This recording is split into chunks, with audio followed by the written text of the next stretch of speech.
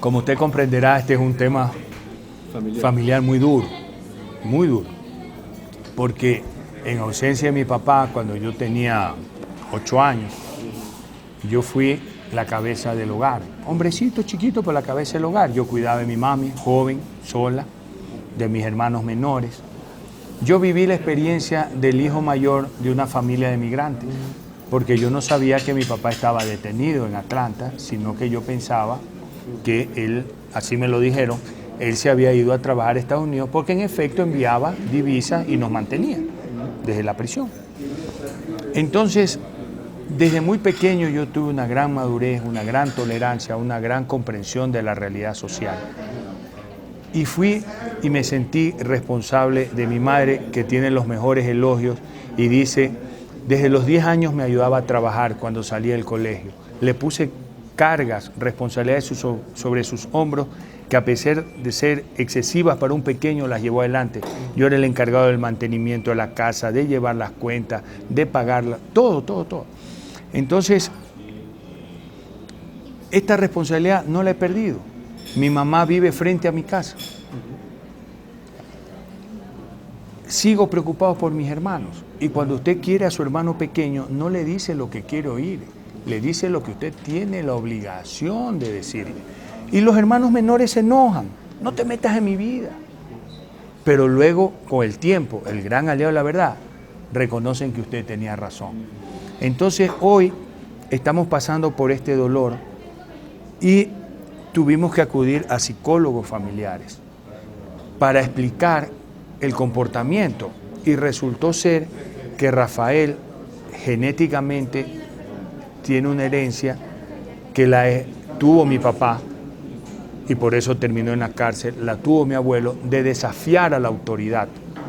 En sus dos manifestaciones, la persona que ejerce el poder, y por eso Rafael no permite que nadie sea más que él, y se le carga al embajador de Estados Unidos, se le encarga al presidente de Estados Unidos, le saca cadenas nacionales al empresario exitoso, al banquero, ¿ya? Pero al que es menor que él y le pide ayuda como a Sánchez, ahí sí, como tú reconoces que yo soy fuerte, yo a ti sí te ayudo, ¿ya? Entonces eso era idéntico. Yo pasé a ser el mejor amigo de mi papá y luego como un hermano mayor de mi papá, porque yo le daba trabajo, yo cuidaba de él hasta que murió en el año 95. Entonces yo viví esto en mi papá. Pero el refrán dice, yo soy yo más mis circunstancias, Ortega y Gasset. Mi papá tuvo una infancia conflictiva que no tuvo mi hermano, pero aprendí que sometido a estrés, y el mayor estrés que hay es el poder, ¿ya? A la persona le emerge su naturaleza. Por eso es que otro refrán, y yo siempre cito los refranes porque es la sabiduría popular, otro refrán dice, dale poder a un hombre y sabrás quién es. Porque sometió al estrés del poder, ese catalizador que es la circunstancia se aplaca y emerge la realidad. Entonces emergió una realidad, no con Fabricio, con todo su entorno. El tema es que el único que lo enfrenta con autoridad y que ha demostrado que le gana consistentemente, desde el colegio, el deporte hasta hoy, es el hermano mayor. En enero del 2010 se casó mi hija mayor, ahijada de Rafael. Fue doloroso no invitarlo. Pero las hijas de Rafael sí eran parte de la corte de honor de la nena. Mientras Tatiana conversaba con mi cuñada y veían probarse los vestidos todos, Sí, con Ann, sí. Mi cuñada le confesó que el proyecto de Rafael siempre había sido totalitario y perpetuo, porque él se consideraba el Mesías esperado por Ecuador, y para poderle hacer el bien y transformar esta sociedad a los pobres, requería que el proyecto sea totalitario y perpetuo y lo lidere él. ¿Rafael es malo? No. Rafael es fanático. Un fanático no es un hombre malo. Un fanático es un hombre bueno que en nombre de un bien mayor en nombre de un fin bueno, justifica cualquier medio. Hay otro refrán que dice que si tú a los 20 años no eres comunista, no tienes corazón. Pero si a los 40 sigues siendo comunista, no tienes cerebro.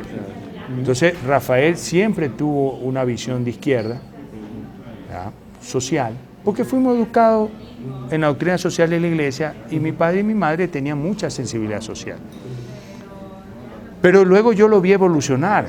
Cuando se fue de voluntario a Zumbagua, encontró, y me llamó por teléfono a decirlo, que los indígenas no eran lo que decía el folclore, que era gente harto compleja.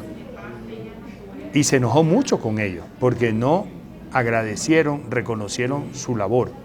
Luego regresa a Ecuador. Y mi cuñada decidió vivir en Quito por el clima. Entonces lo veía yo a Rafael una vez al mes. Sí. No hablas de política, hablas de tus hijos, hablas de la familia, hablas de Melec, del equipo de fútbol, no hablas de política. Pero, ¿qué vi yo?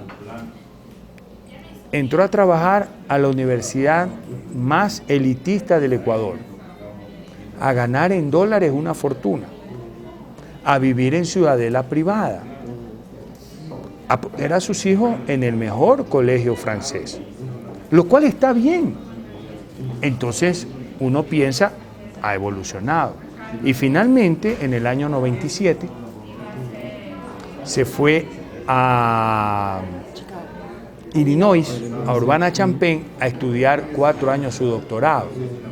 Y para mi sorpresa, cuando lo fue a visitar el día que terminó sus estudios, me encontré con que sus hijas no iban a la escuela del lugar, a la escuela pública, con la ayuda de Anne, que trabajaba para el efecto, puso a sus hijas en una escuela privada de monjitas, de blanco. Una vez más, ¿es que no quieres a los negritos? No, es que quieres la mejor educación para tus hijos.